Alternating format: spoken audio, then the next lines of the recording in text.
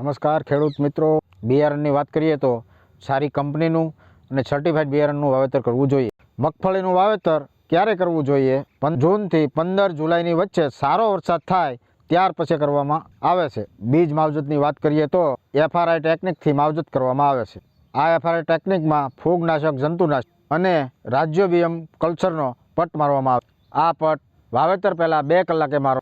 2 કલાક છાયાવાળી જગ્યાએ બિયારણને સૂકવવામાં આવે છે. ત્યારબાદ તેનું વાવેતર કરવામાં આવે. પાયાના ખાતરો ફોસ્ફરસયુક્ત અને પોટાશયુક્ત ખાતર 25 કિલો પ્રતિ એકર મુજબ વાપરવા જોઈએ. આ સાથે પ્રતિ એકર 4 ટન દેશી છાણિયું ખાતર અને લીંબોળીનો ખોળ અને એરડીનો ખોળ 1 એકરે 50 કિલો નાખવો જોઈએ. વાવેતર અંતર 45 બાય 10 સેન્ટીમીટર રાખવું જોઈએ. મગફળીની જાતમાં ઉભળી, વેલડી, અર્ધવેલડી 3 પ્રકારની જાતો છે.